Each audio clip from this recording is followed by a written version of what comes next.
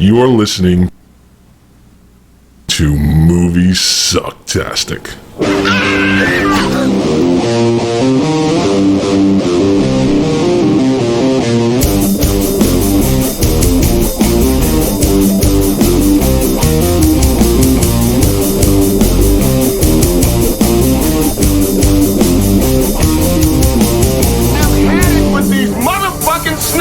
On this motherfucking plane. Now we got drinks. Oh, stay free.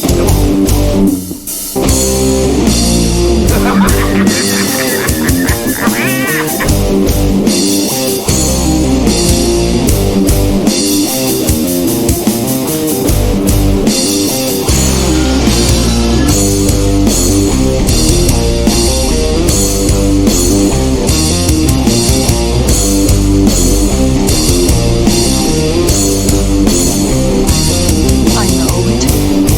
It all sounds like some bad movie.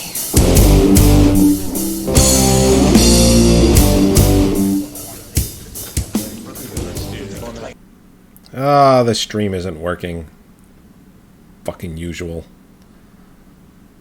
Welcome to Moviesucktastic. Yeah! We're broadcasting live for Channel 5 here to talk about this Wolf of Snow Hollow. Yeah. 2020 film by writer-director Jim Cummings, who I know absolutely nothing about. Yeah, he, because of this movie, it came out last year during the pandemic, which is still going on, which we talked about last episode.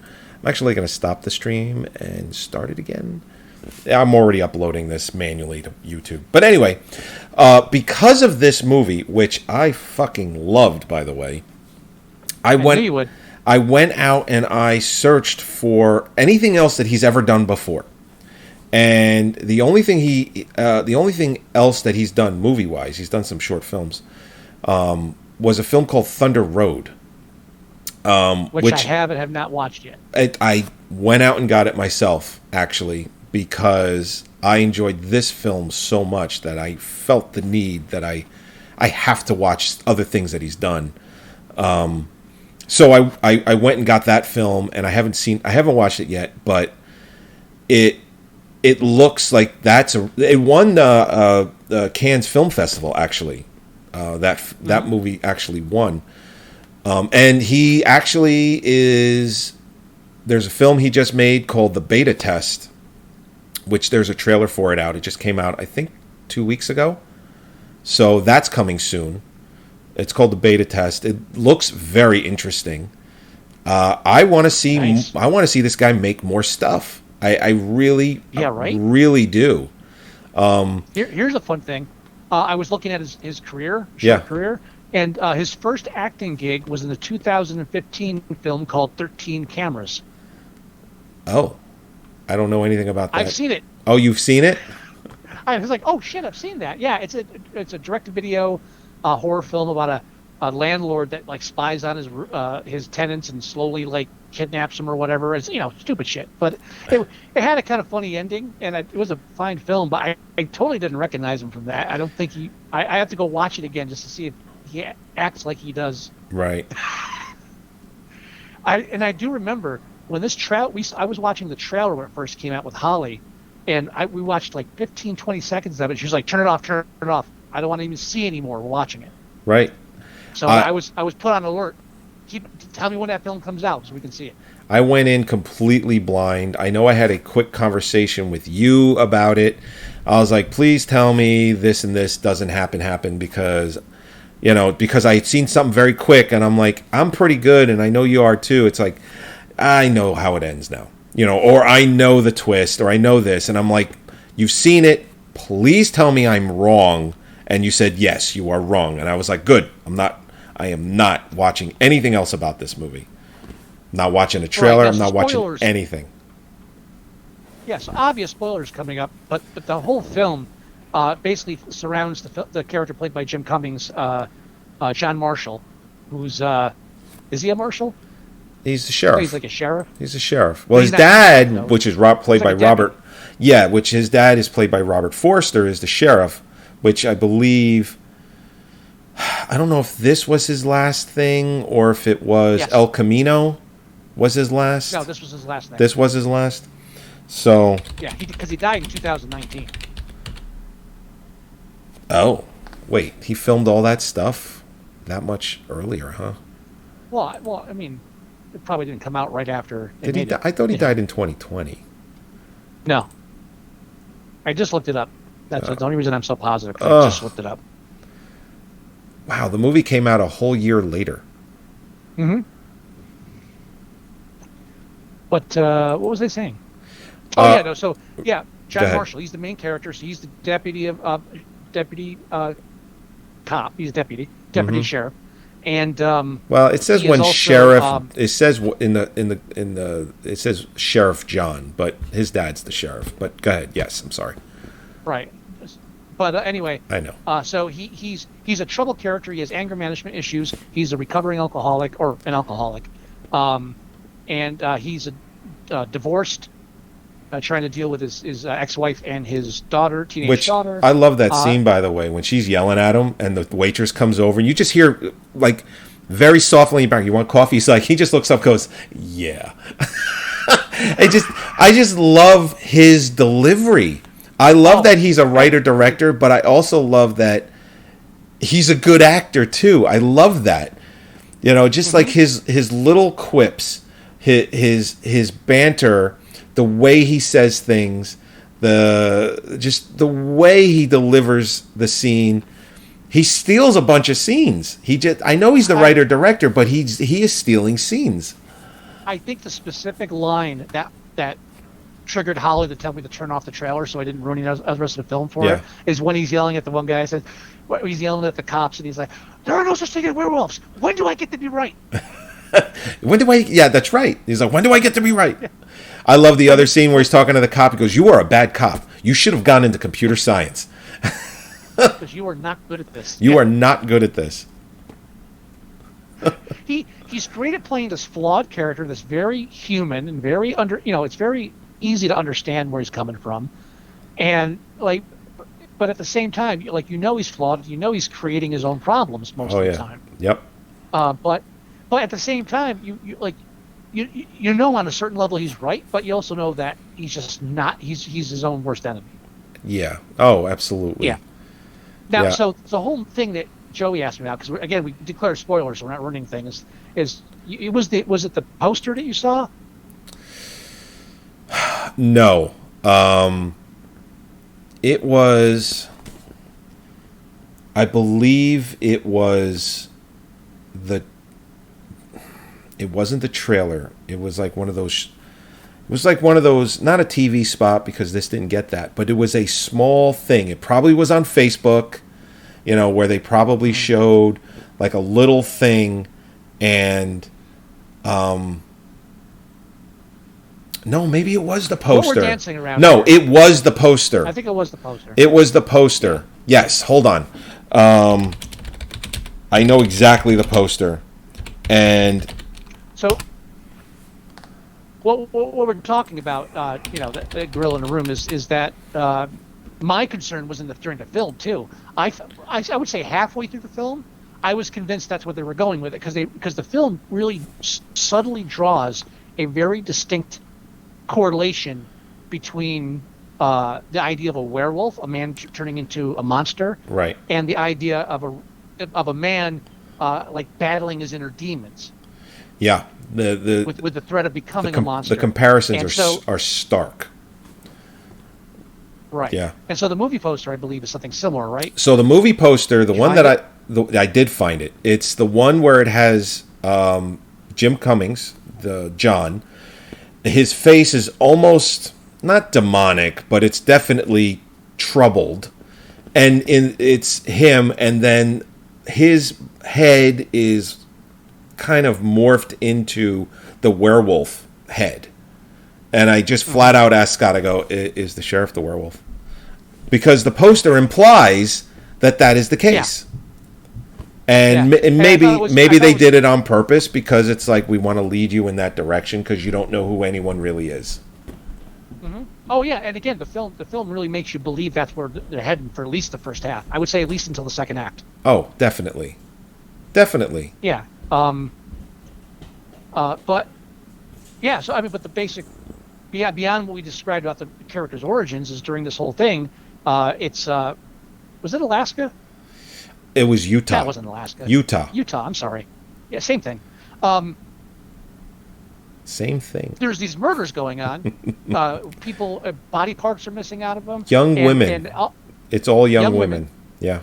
All young women, and everybody, and the cops keep leaning towards it being a wild animal attack or a werewolf. Well, and then eventually a werewolf. Well, the reason why is because they keep finding fur.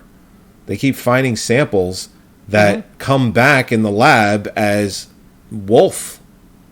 It's Right. It's like this definitely it's got wolf DNA because they're pulling samples of the fur that they're finding on the body, around the body, things like that. So it's like they're like, yeah, this is definitely, and plus the bite radius on Right. But then the first victim, Also, her entire genitalia is cut out. So like, what sense does that make? removed. Well, it Removed. depends who you ask. Well, Ed Gein collected them. he sure did. Yeah. Mm-hmm. Now, but however, when it comes to this whole theory of a werewolf, the film does not pull a Jaws. We see a wolf-like creature in full display numerous times throughout the film, well before the end of the second act.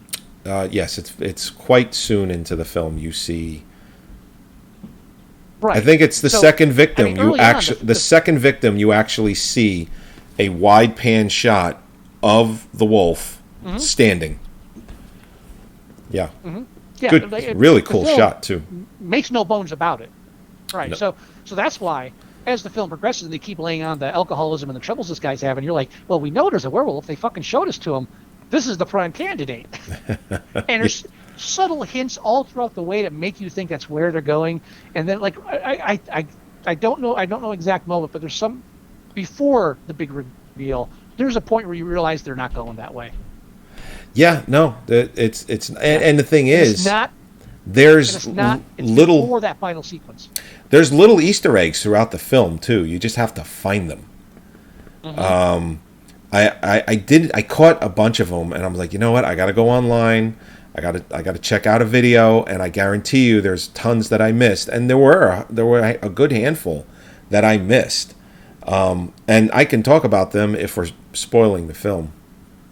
If you want to share at least one of them. Well, one of them, for instance, in the beginning of the film, after the first murder, the owner of the house shows up during the snowstorm, where he keeps screaming about, it's like, what do you mean there's a murder here? What am I going to do? Rent this place as a haunted house now? Like that guy. I don't know if you remember that guy. But he keeps going on, and he's like, my wife is going to kill me, right? Later on, in the interrogation room, they're talking to a bunch of different people that they've gathered evidence from and people that were on the scene and all that. So they go back to him. Now, in the first shot and the second shot, the first shot, he's complaining about his property having a murder and what am I going to do? Rent it as a haunted house. I got to call my wife. The second time he's in there, and he's got facial hair. The second time he's in there, same facial hair and everything, very angry, but annoyed angry. And again, talks about, I got to talk to my wife. My wife's going to kill me. The end scene, since we're ruining it, he's completely clean shaven, right? Very low key. Okay? Now that character's name is Paul Carnery. Okay? During the film, when John goes to the library to take out a bunch of books on taxidermy, and he takes out a bunch of books on taxidermy and all kinds of stuff. If you notice, and, mythology. The author of those books is this guy, Paul Carnery. So, I did not notice that. So he is the author of all those books because he's a local. He lives in town, and he wrote all these books on taxidermy, which is what he does. Second, when John goes to visit him at the end of the film to talk to him, the sign hanging up says Paul Carnery, taxidermy. The font is the same font that's on the cover of the book.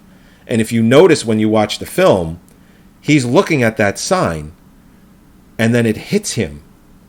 Fuck. I took out a bunch of books from this guy. Like, he put 2 and 2 together right there. So that's when he goes back to the door and talks to him again. See, but I thought what is that he realized that the guy said he wasn't married. And he noticed the sign. He started putting things together. Like, one thing led to the other, led to the other, led to the other. Yeah, no, I didn't notice the sign, but I did notice the wife thing, so... Yeah, the wife thing, I didn't catch both of them. Because then he also asked him how his daughter was, which is a weird fucking question, because how the fuck why should he even ask that question? Yeah, that was creepy. You know, so he asks him how his daughter was doing. He says, "Oh, I'm not married."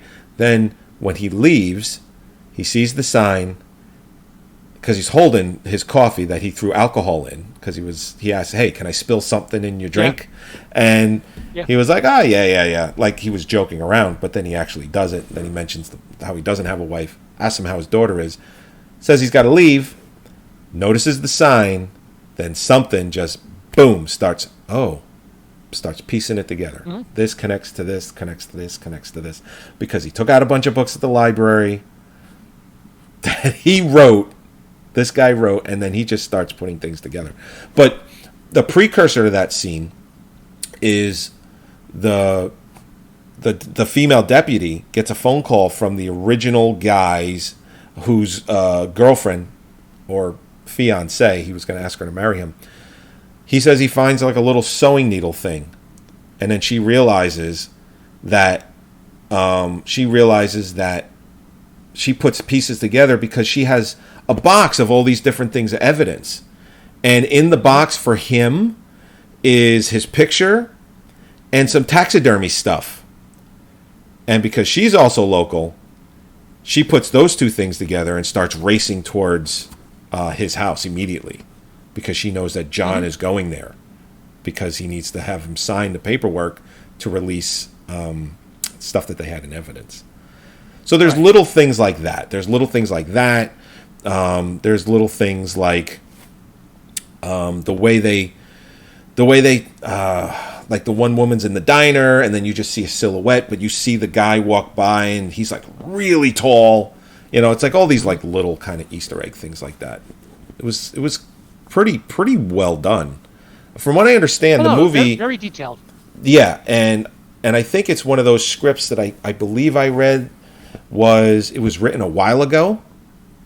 It was written a while ago, so it's probably been worked on, you know, to get it to where it is now, which in my opinion was amazing.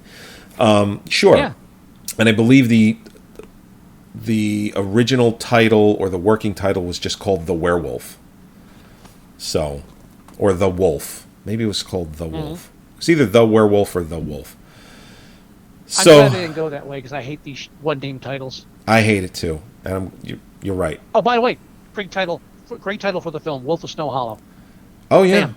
Yeah. No, it's great. It's descriptive, but that's not really what the movie's about. That's the great thing. Is like, well, you know, the thing is, I mean, it says The Wolf. It doesn't say The Werewolf or anything like that. It leaves it open, because they don't know in the movie in the beginning. Is that... Go ahead. No, I was just saying, what I mean is that, like, the wolf, it's the mystery, but the film's about John Marshall. Oh yeah. Here's that great shot of a film that has a lot.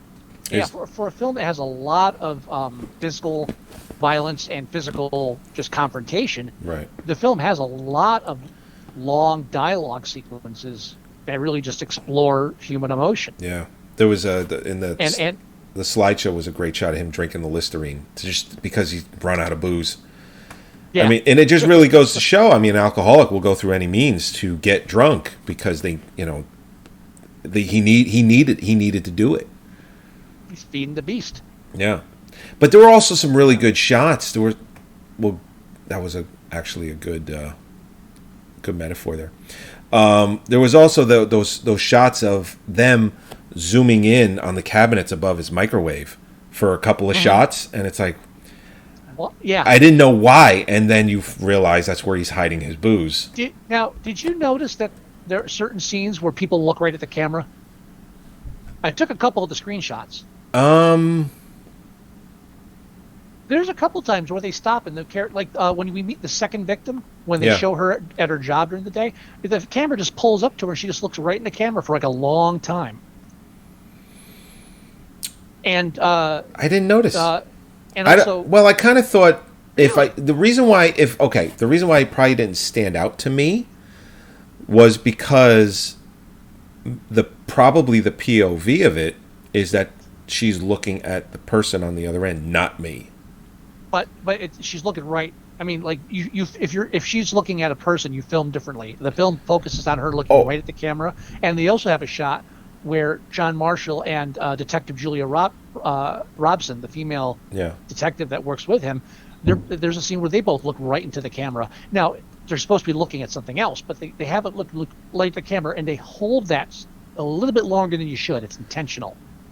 It's like I haven't looked into it. I haven't read any like detailed reviews or criticisms of the film, so I don't know if anybody else has gone deeper into that. But there are spots where he specifically has them looking into the camera. Got to be honest, I noticed that stuff a lot. I did not notice that in this. Now, to be fair, this is my second or third time watching the film. Okay. And you watched it once, so I've seen it one time. So so it could be that. I think a second viewing for you, knowing how detailed this film is, I think you'd notice it the second I definitely want to watch this a second time. Mm-hmm. Yeah. Oh yeah, this film begs for repeat viewing, and it's just I could spend you and I could spend half an hour just like play acting our favorite scenes. Of John Marshall just losing his shit. Oh, dude, it's so great. Like in the beginning of the film when he's talking to his AA, he's in his AA meeting, and he's just talking to them. He has like not a super long scene of dialogue, but he has a nice chunk of dialogue in the scene where he's talking about his wife, and he's like, or his ex-wife, and he's like, can't say one thing bad about her because she gave birth to my daughter, but man, she could be one hell of a fucking bitch or something like that, right? Yeah. And then you hear someone either chuckle or he goes, yeah, you met her. Yeah. But it wasn't like that person actually met her. He was kind of just saying, it's like metaphorically, yeah, you met her. It's like, you know her. Like little things like that were great, and I really loved his performance in this. Even like how that scene progresses, where he starts talking about his, I don't wish her harm. I will admit I often have daydreams of like renting a big plow and just a backhoe and just turning it on and watching it slowly drive through our house, not to hurt anybody, but just to really enjoy the destruction. He's like trailing. Yeah. He's like, he says, he goes, just not to hurt anybody, but just to remind everyone that I'm still here. That I still exist. That I exist.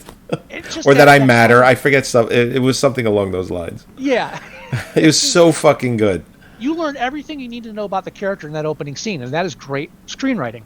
Very good. Well, because he's at that moment too, right after that, he's talking about if you're not distracted, the beast won't come out, right? Mm-hmm. And then he keeps getting distracted during that, obviously on purpose, because his phone keeps going off and he just hears footsteps of people, and then he doesn't hear anything.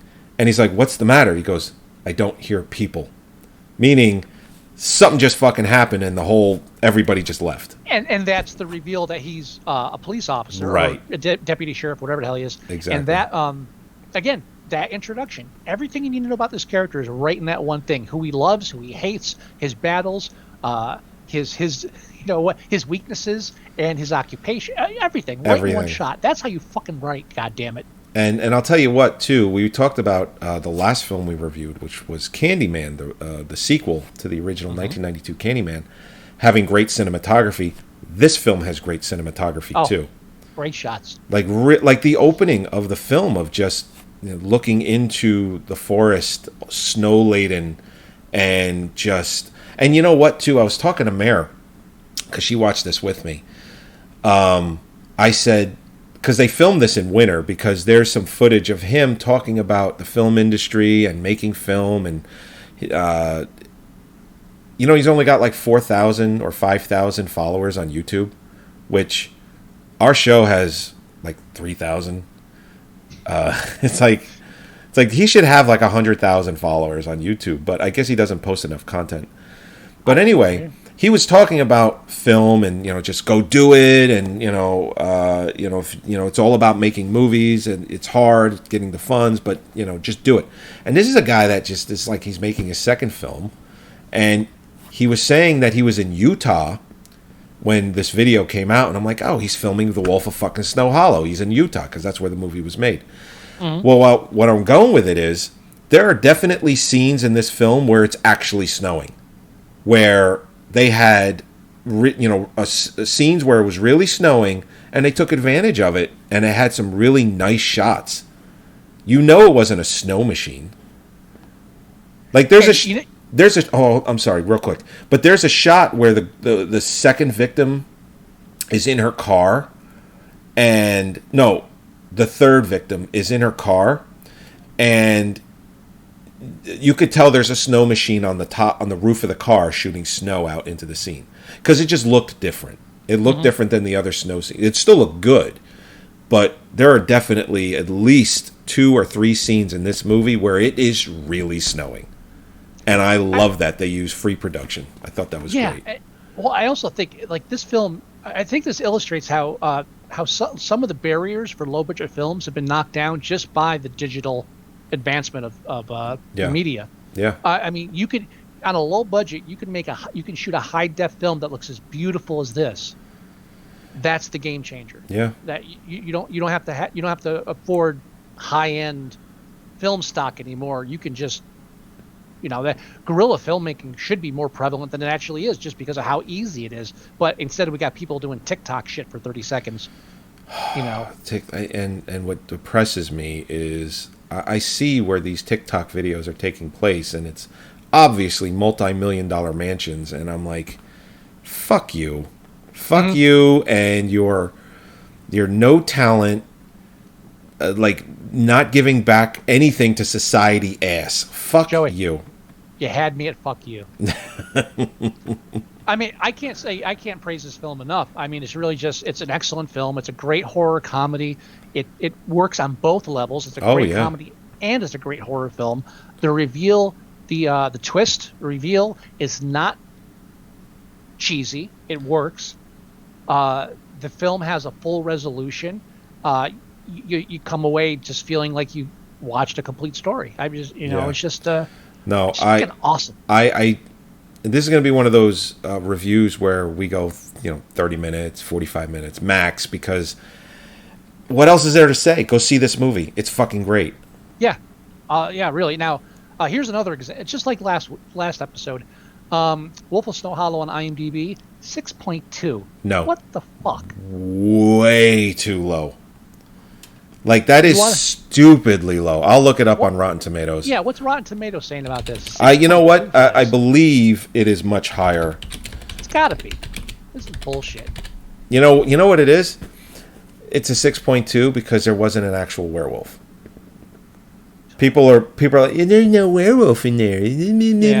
It's like when people, it comes at night. It's like it's an A24. It's art house horror, which, by the way, if people are watching, or like anyone is and seeing my posts every day, I don't post on social media. I only post at Halloween. I post a horror movie poster and a small synopsis about it every day until Halloween, and then that's it. You don't see me for another year. So it's 89% critic reviews, obviously, and or where I was going with that, it comes at night. It's a really good film, but the trailer misleads you. It's art house. I've been posting art house horror films on my Facebook. listen, art house horror is actually really good. You just have to fucking have a brain cell to enjoy it, unfortunately. Or patience. And I got both.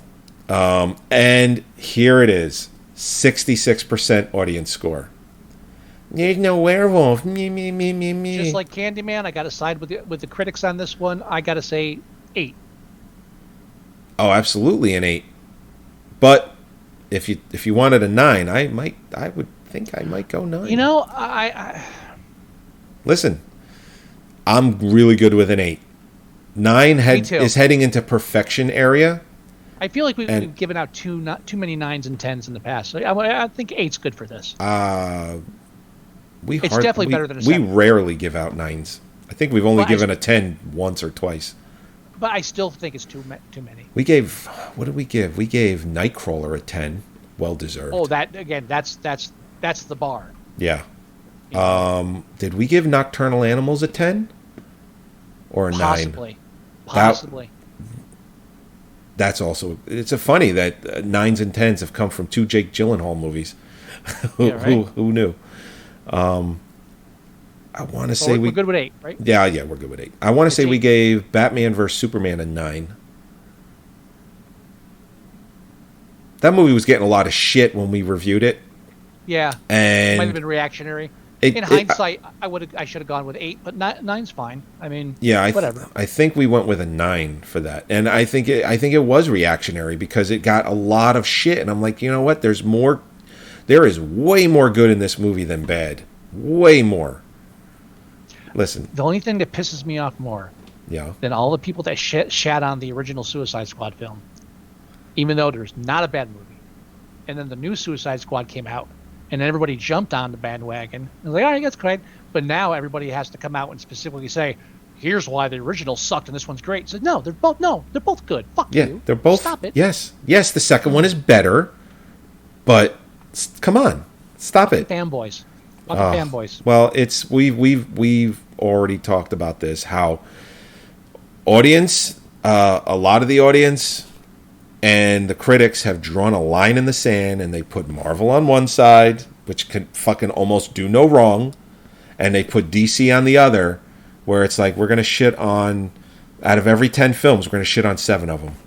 Mm-hmm. That's just what they've chosen.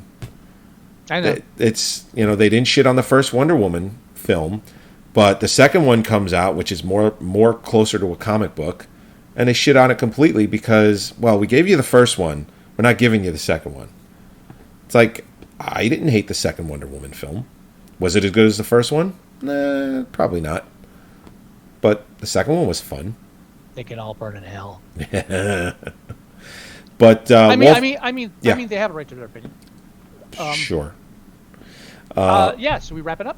I think we're wrapping up. Yeah, but Wolf of Snow Hollow, another horror film. So do we want to talk very briefly before we start wrapping up about what we're going to review next week? Do we have anything? Well, you know what? Let's just do it a wild card because because we may not be recording next week depending on when I get to your house. But I think I'll be at your house Thursday, so we might record live Thursday. Oh, my God. Like together. I would love that, but I cannot hold you to recording after driving from Texas to my house and getting here Thursday and then recording Thursday night. Let's say tentatively that there might be a show next week, but if there is, it'll be the two of us in the same room, and we will review 2 new horror films. That sounds good. They don't have to be brand new, but they have to be recent. I think we said 5 years. That's the max. Yeah, just something more current. Give or take. And if we don't have a show next Thursday, then we'll definitely have a show the following Thursday. Absolutely. All right. Awesome. All right, everybody. Let's get the music. Let's kick that shit in. All right. Go to our website at Moviesucktastic.com. You can download or listen to the show there. You can also go to Facebook.com/Moviesucktastic. And if you want to leave us email, the address is themovieguys@Moviesucktastic.com. You can also leave us voicemail at 908-514-4470. Download the Android app for your Android device, phone, tablet, whatever you're using. You can go to Moviesucktastic.com/mst.apk or download your favorite podcast app Doesn't matter what device you have. And do a search for Moviesucktastic. We come right up. All right. Do you have any words of wisdom, Mr. Wilson? Do your job. Do your job. It's not a wolf. It's a man. When do I get to be right about something? All right, everybody. We'll talk to you next week. Bye-bye.